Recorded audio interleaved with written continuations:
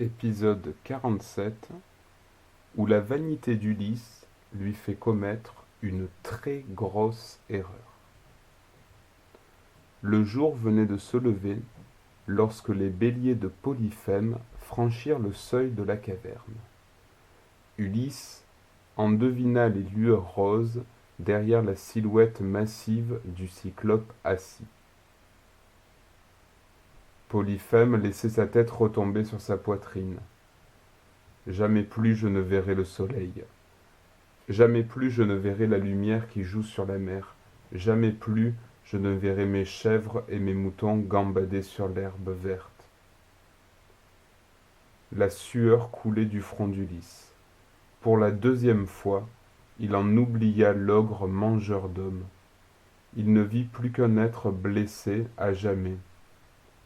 Mais au moment où la pitié allait le gagner, le cyclope, qui continuait à parler tout seul, dit « Ce maudit personne, il faut que je le retrouve, et quand je le tiendrai, je lui éclaterai la cervelle comme aux autres, mais avec plus de plaisir encore, je le dévorerai, ce petit prétentieux qui a osé se réclamer des dieux de l'Olympe, ce fourbe, ce menteur qui m'a vaincu par ruse et lâcheté. Je n'aurai pas de repos tant que je ne l'aurai pas écrabouillé, que ses os ne craqueront pas sous mes dents et que son sang ne ruissellera pas dans ma bouche. » Ulysse reprit aussitôt ses esprits. Vite, il lui fallait sortir d'ici. Il s'aperçut alors que le chef du troupeau, le plus gros des béliers à la toison noire, longue et épaisse, n'était pas sorti en tête, contrairement à son habitude. On aurait dit que l'animal l'attendait. Ulysse s'agrippa à main nue à sa laine et se glissa sous son ventre. L'animal, aux belles cornes, ne réagit pas, comme s'il acceptait d'être son complice. Au moment où il allait arriver à l'air libre, le cyclope le retint un instant. Il le caressa et lui parla d'une voix presque douce. « Pourquoi sors-tu en dernier aujourd'hui, mon beau bélier? Toi qui pars toujours le premier, en tête du troupeau, toi qui adores folâtrer dans les ruisseaux et te rouler dans l'herbe verte. Es-tu triste pour ton maître, qui ne retrouvera jamais plus la vue? » L'animal secoua la tête et bêla à plusieurs reprises. Sous son ventre, Ulysse aperçut les doigts du géant à quelques centimètres de lui. Il avait peur de lâcher prise si la situation durait trop longtemps. Le sourire de Pénélope lui apparut. Elle l'attendait, confiante, confiante en lui et en son retour, ne pas craquer. Il serra de toutes ses forces la laine du bélier en retenant son souffle. « Allez, va te régaler, mon gentil bélier, » dit Polyphème en donnant une petite tape sur la croupe de l'animal. Libre, libre et vivant, Ulysse était fou de joie. Il se précipita pour détacher ses compagnons. Aussitôt, ils se mirent à courir en direction de leur bateau.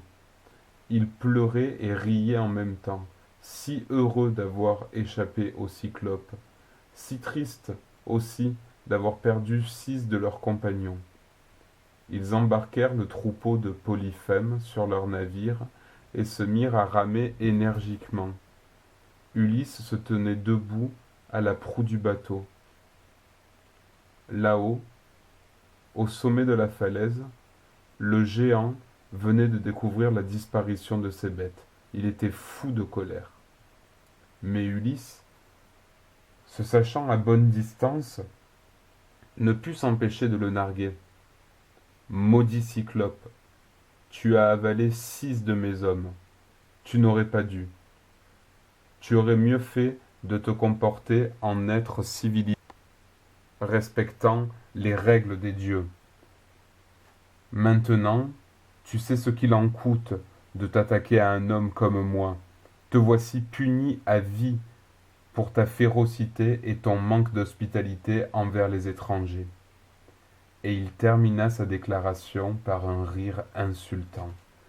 Le cyclope, qui ne voyait rien, se saisit d'un énorme bloc de rocher et le jeta de toutes ses forces en direction de la voie. L'énorme pierre frôla la proue du navire et atterrit en une gerbe d'écume dans la mer. De grosses vagues menacèrent dangereusement l'embarcation et la rabattirent vers le rivage. Les hommes virent avec horreur qu'il regagnait cette île de malheur.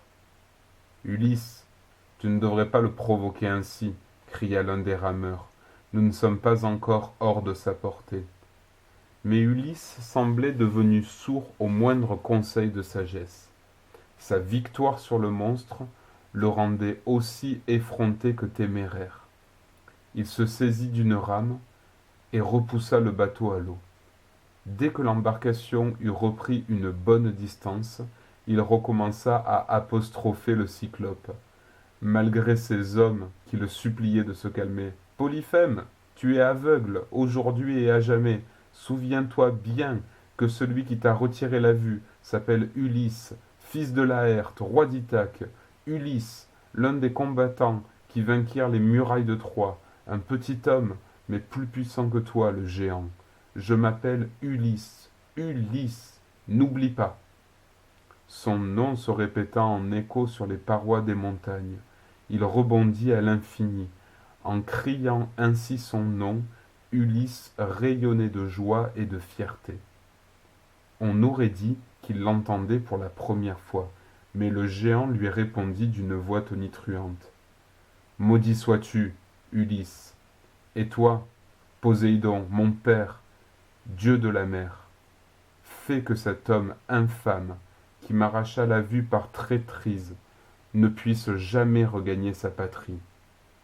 Et si un jour il y parvient, que ce soit seul, nu comme un ver, sans vaisseau, ni compagnon, et que ce misérable ne retrouve que désolation dans sa maison. »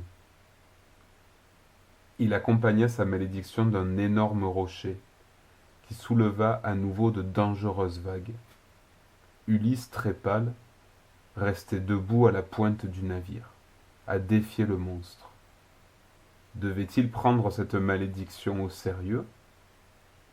Poséidon allait-il exaucer la prière de son fils meurtri?